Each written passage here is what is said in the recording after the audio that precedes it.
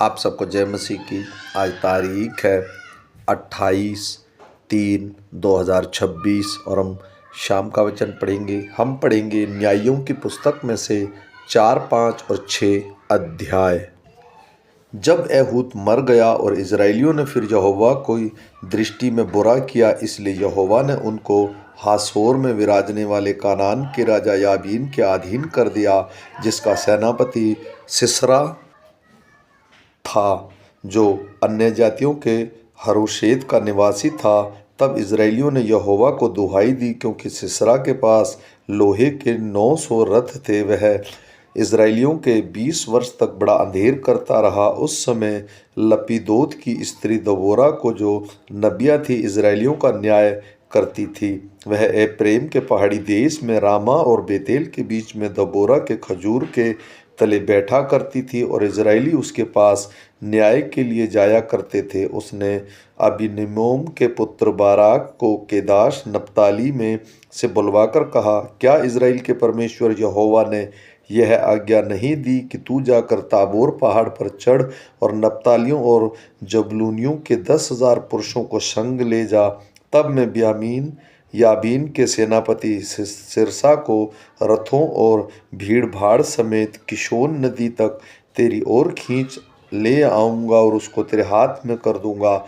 Barak ने उससे कहा, यदि तू मेरे संग चलेगी तो मैं जाऊँगा, नहीं तो नहीं जाऊँगा। उसने कहा, निस्संदेह मैं तेरे संग चलूँगी, तो भी इस यात्रा में तेरी कुछ बढ़ाई ना होगी, क्योंकि यहोवा सिसरा को एक स्त्री के अधीन कर देगा। तब दबोरा उठकर बाराक के संग के देश को गई। तब बाराक ने जबूलून और नप्ताली के लोगों को के देश में बुलवा लिया, और उसके पीछे 10,000 पुरुष चढ़ गए, और दबोरा उसके संग चढ़ गई। हेबेर नामक केनी ने उस केनियों में से, जो मूसा के साले होबाब के वंश के थे, अपने को अलग करके के देश के पास सांत्रीम के बांजवृक्ष तक जाकर अपना डेरा वहीं डाला था। जब सिसरा को यह समाचार मिला कि अबीनोआम का पुत्र बाराक ताबोर पहाड़ पर चढ़ गया है, तो सिसरा ने अपने सब रथ, जो लोहे के 900 रथ थे, और उसके संग की सारी सेना को अन्य जातियों के हसोर शेत के किशोन नदी पर बुलवाया। तब दबोरा ने बाराक से कहा, उठ, क्योंकि आज वह दिन है जिससे यहोवा सिसरा को तेरे हाथ में कर देगा। क्या यहोवा तेरे आगे नहीं निकला है? इस पर बाराक और उसके पीछे पीछे 10,000 पुरुष ताबोर पहाड़ से उतर पड़े। तब यहोवा ने सारे रथों वरन सारी सेना समेत सिसरा को तलवार से बाराक के सामने घबरा दिया, और सिसरा रथ पर से उतर के पाँव पाँव भाग चला, और बाराक के अन्य जातियों के हरोशेत तक रथों और सेना का पीछा किया, और तलवार से सिसरा को सारी सेना को नष्ट की गई, और एक भी मनुष्य न बचा। परंतु सिसरा पाँव पाँव हेबेर केनी की स्त्री याएल के डेरे में भाग गया, क्योंकि हासोर के राजा याबीन और हेबेर केनी में मेल था। तब याएल सिसरा से भेंट के लिए निकलकर उससे कहने लगी, हे मेरे प्रभु, आ मेरे पास आ और ना डर। तब वह उसके पास उसके डेरे में गया, और उसने उसके ऊपर कंबल डाल दिया। वह सिसरा ने उससे कहा, मुझे प्यास लगी है, मुझे थोड़ा पानी पिला। तब उसने दूध की कुप्पी खोलकर उसे दूध पिलाया और उसको ओढ़ा दिया। तब उसने उससे कहा, डेरे के द्वार पर खड़ी रहे, और यदि कोई आकर तुझसे पूछे, यहाँ कोई पुरुष है, तो तब कहना, मेरा कोई नहीं। इसके बाद होबेर की स्त्री याएल ने डेरे की एक खूंटी ली, और अपने हाथ में एक हथौड़ा भी लिया, और दबे पांव उसके पास जाकर खूंटी को उसकी कनपट्टी में ऐसा ठोक दिया कि खूंटी पार होकर भूमि में धंस गई। वह तो थका था, इसलिए गहरी नींद सो रहा था, अतः वह मर गया। जब बाराक सिरसा का पीछा करता हुआ आया, तब याएल उससे भेंट करने के लिए निकली और कहा, इधर आ, जिसका तू खोजी है उसको मैं तुझे दिखाऊंगी। तब उसके साथ जाकर उसने क्या देखा कि सिसरा मरा पड़ा है, और वह खूंटी उसकी कनपट्टी में गड़ी है। इस प्रकार परमेश्वर ने उस दिन कानान के राजा याबीन को इजराइलियों के सामने नीचा दिखाया और इजराइली कानान के राजा याबीन पर प्रबल होते गए, यहाँ तक कि उन्होंने कानान के राजा याबीन को नष्ट कर डाला। उसी दिन दबोरा ने अबीनियाम के पुत्र बाराक के यह गीत गाया, इजराइल के अगुवे को जो अगुवाई की और प्रजा जो अपनी इच्छा से भरती हुई, इसके लिए यहोवा को धन्य कहो। हे राजाओं सुनो, हे अधिपति कान लगाओ, मैं आप यहोवा के लिए गीत गाऊंगी, इजराइल के परमेश्वर यहोवा का वह भजन करूंगी। हे यहोवा, जब तू सेईर से निकल चला, जब तू एदोम के देश में प्रस्थान किया, तब पृथ्वी डोल उठी और आकाश टूट पड़ा, बादल से भी जल बरसने लगा। यहोवा के प्रताप से पहाड़ इजराइलियों के परमेश्वर यहोवा के प्रताप से सैन पिघलकर बहने लगा। अनंत के पुत्र शमगर के दिनों में उसने याएल के दिनों में सड़कें सूनी पड़ी थी और बटेही पगड़ियों में चलते थे। जब तक मैं दबोरा न उठी, जब तक इजराइल में माता होकर न उठी, तब तक गांव सूने पड़े थे। नए नए देवता माने गए और उस फाटकों में लड़ाई होती थी। क्या 40 वर्ष इजराइलियों में भी ढाल या बर्छी कहीं देखने में आती थी? मेरा मन इजराइल के हाकिमों की ओर लगा हुआ है, जो प्रजा के बीच में अपनी ही इच्छा से भर्ती हुए। यहोवा को धन्य कहो। हे उजली गधियों पर चढ़ने वालों, हे फारसों और विराजने वालों, हे मार्ग पर पैदल चलने वालों, ध्यान रखो।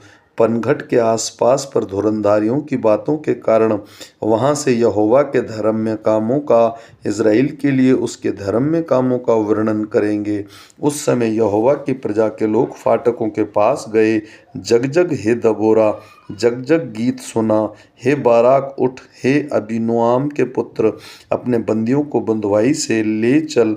उसी समय थोड़े से रईस प्रजा समेत उतर पड़े। यहोवा शूरवीरों के विरुद्ध मेरे हित में उतर आया। एप्रेम में से वे आए जिसकी जड़ अमालेक में है, और वे ब्यामीन तेरे पीछे, तेरे दल में माकीर में से हाकिम और जबलून में से सेनापति का दंड लिए हुए उतरे। और इसकार के हाकिम दबोरा के संग हुए, जैसा इसकार वैसा ही बहराक भी था, और उसके पीछे लगे हुए वे तराई में झटपट गए। रूबेन की नदियों के पास बड़े बड़े काम मन में ठाने गए। तू चरवाहों का सीटी बजाना सुनने को भेड़शालाओं के बीच क्यों बैठा रहा?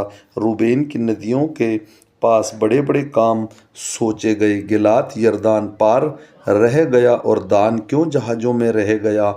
आशूर समुद्र के तीर पर बैठा रहा और उसके खाड़ियों के पास रह गया। जबलून अपने प्राण पर खेलने वाले लोग ठहरे।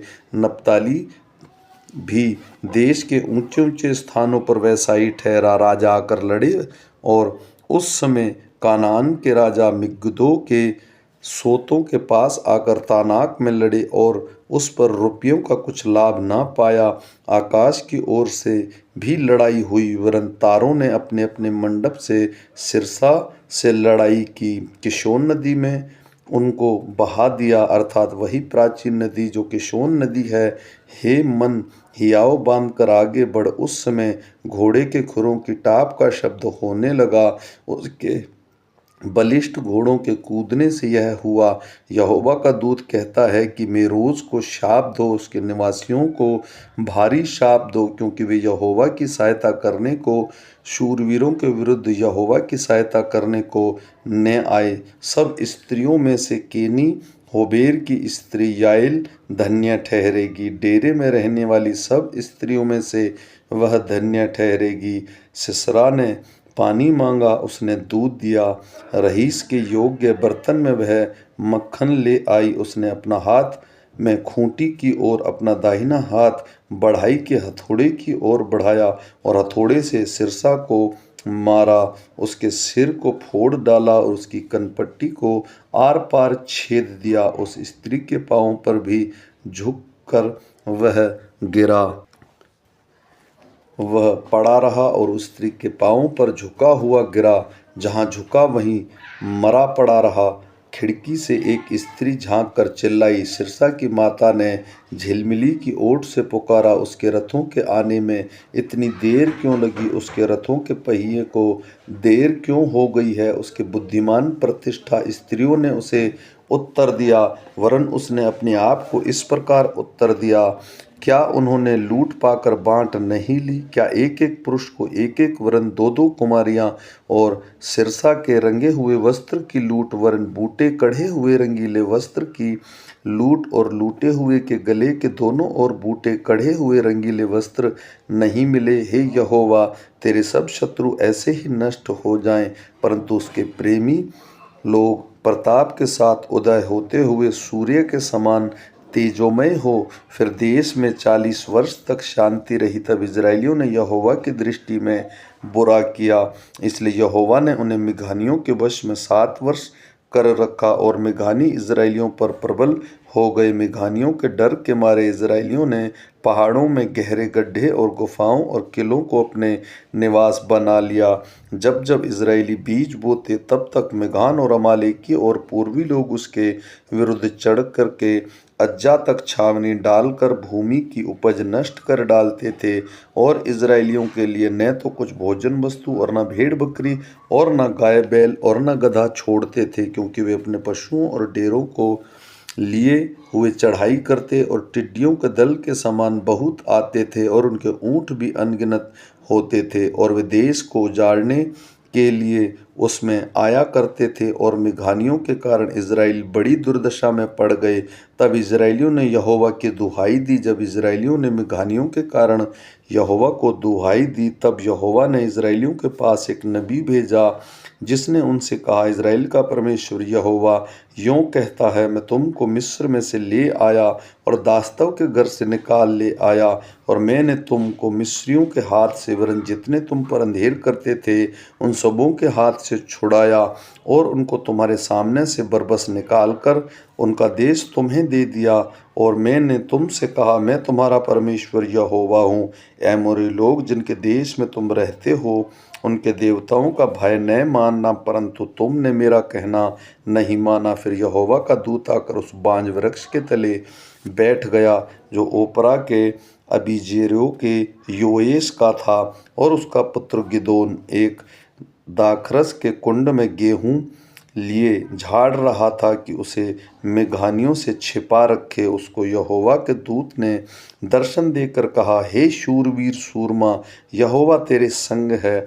गिदोन ने उससे कहा, हे मेरे प्रभु, विनती सुन, यदि यहोवा हमारे संग होता तो हम पर यह विपत्ति क्यों पड़ती? और जितने आश्चर्य कर्मों का वर्णन हमारे पुरखा यह कहकर करते थे कि यहोवा हमको मिस्र से छुड़ा नहीं लाया, वे कहाँ रहे? अब तो यहोवा ने हमको त्याग दिया और मिघानियों के हाथ कर दिया है। तब यहोवा ने उस पर दृष्टि करके कहा, अपनी इस शक्ति पर जो तू इजराइलियों और मिघानियों के हाथ से छुड़ाएगा, क्या मैंने तुझे नहीं भेजी? उसने कहा, हे प्रभु, विनती सुन, मैं इजराइल को कैसे छुड़ाऊँ? देख, मेरा कुशल मनशे में सब के जंगल में है और अपने पिता के घराने में सबसे छोटा हूँ। यहोवा ने उससे कहा, निश्चय मैं तेरे संग रहूँगा, इसलिए तो मिघानियों को ऐसा मार लेगा जैसे एक मनुष्य को। गिदोन ने उससे कहा, यदि तेरी अनुग्रह मुझ पर हो तो मुझे इसका कोई चिन्ह दिखा कि तू ही मुझसे बातें कर रहा है, जब तक मैं तेरे पास फिर आकर अपनी भेंट निकाल कर तेरे सामने ना रख दूँ, तब तक तू यहाँ से न जा। उसने कहा, मैं तेरे लौटने तक ठहरा रहूँगा। तब गिदोन ने जाकर बकरी का एक बच्चा और एक एपा मैदे की अख़मीरी रोटियां तैयार की। तब मांस की टोकरी में और जूस को तसले में रखकर बरांज वृक्ष के तले उसके पास ले आया और दिया। परमेश्वर के दूत ने उससे कहा, मांस और अख़मीरी रोटियों को लेकर उस चट्टान पर रख दे और जूस को उड़ेल दे। उसने ऐसा ही किया। तब यहोवा के दूत ने अपने हाथ की लाठी को बढ़ाकर मांस और अख़मीरी रोटियों को छुआ और चट्टान से आग निकली, जिससे मांस और अख़मीरी रोटियां भस्म हो गई। तब यहोवा का दूत उसकी दृष्टि से ओझल हो गया। जब गिदोन ने जान लिया कि वह यहोवा का दूत था, तब गिदोन कहने लगा, हाय प्रभु यहोवा, मैंने तो दूत के साक्षात देखा है। यहोवा ने उससे कहा, तुझे शांति मिले, मत डर, तू न मरेगा। तब गिदोन ने वहाँ यहोवा की एक वेदी बनवा कर उसका नाम यहोवा शालोम रखा। वह आज के दिन तक वहाँ अबीजेरियों के ओपरे में बनी है। फिर उसी रात को यहोवा ने गिदोन से कहा, अपने पिता का जवान बैल अर्थात दूसरा 7 वर्ष का बैल ले और बैल की जो वेदी तेरे पिता की है उसे गिरा दे, और जो आशेरा देवी उसके पास है उसे काट डाल। उस दृढ़ स्थान की चोटी पर ठहराई हुई रीति से अपने परमेश्वर यहोवा की एक वेदी बना। तब उस दूसरे बैल को ले और उसे अशूरा की लकड़ी जो तू काट डालेगा जलाकर होम बलि चढ़ा। तब गिदोन ने उसके संग 10 दासों को लेकर यहोवा के वचन के अनुसार किया, परंतु अपने पिता के घराने और नगर के लोगों के डर के मारे वह काम दिन को न कर सका, इसलिए रात को किया। नगर के लोग सवेरे उठकर क्या देखते हैं कि बाल की वेदी गिरी पड़ी है और उसके पास की आशूरा कटी है और दूसरा बैल बनाई हुई वेदी पर चढ़ाया हुआ है। तब वे आपस में कहने लगे, यह काम किसने किया? और पूछपाछ और ढूंढान करके वे कहने लगे, यह योआश के पुत्र गिदोन का काम है। तब नगर के मनुष्यों ने योआश से कहा, अपने पुत्र को बाहर ले आ कि मार डाला जाए, क्योंकि उसने बाल की वेदी को गिरा दिया और उसके पास की आशूरा को भी काट डाला है। योआश ने उन सबों से जो उसने उनको सामने खड़े थे कहा, क्या तुम बाल के लिए वाद विवाद करोगे? क्या तुम अपने उसे बचाओगे? जो कोई उसके लिए वाद विवाद करे वह मार डाला जाए। सवेरे तक ठहरे रहो, तब तक यदि परमेश्वर हो तो जिसने उस पर वेदी गिराई है उसे वह आप ही अपना वाद विवाद करे। इसलिए उस दिन गिदोन का नाम यह कहकर यरूब्बेल रखा गया कि जिससे जो बाल की वेदी गिराई है तो इस पर बाल आप ही वाद विवाद करे। इसके बाद सब मिघानी और अमालेकी और पूर्वी इकट्ठे हुए और पार आकर यिज्रेल की तराई में डेरे डाले। तब यहोवा का आत्मा गिदोन में समाया और उसने नरसिंगा फूंक कर तब अबीजेरी और उसे सुनने के लिए इकट्ठा हुए। फिर उसने समस्त मनश्शे के पास अपने दूत भेजे और वे उसके समीप इकट्ठा हुए, और उसने आशूर, जबूलून और नप्ताली के पास भी दूत भेजे। तब वे भी उससे मिलने को चले आए। तब गिदोन ने परमेश्वर से कहा, यदि तू अपने वचन के अनुसार इज़राइल को मेरे द्वारा छुड़ाएगा तो सुन, मैं एक भेड़ की ऊन खलियान में रखूँगा, और यदि ओस केवल उसी ऊन पर पड़े और उसे छोड़ सारी भूमि सूखी रह जाए तो मैं जान लूँगा कि तू अपने वचन के अनुसार इज़राइल को मेरे द्वारा छुड़ाएगा। और ऐसा ही हुआ। इसलिए जब उसने सवेरे उठकर उस ऊन को दबाकर उसमें से ओस निचोड़ी तब एक कटोरा भर गया। फिर गिदोन ने परमेश्वर से कहा, यदि मैं एक बार फिर कहूँ तो मुझे क्रोध तेरा मुझ पर न भड़के, मैं इस ऊन से एक बार और तेरी परीक्षा करूँगा, अर्थात केवल ऊन ही सूखी रहे और सारी भूमि पर ओस पड़े। उस रात को परमेश्वर ने ऐसा ही किया, अर्थात केवल ऊन ही सूखी रह गई और सारी भूमि पर ओस पड़ी। आमीन।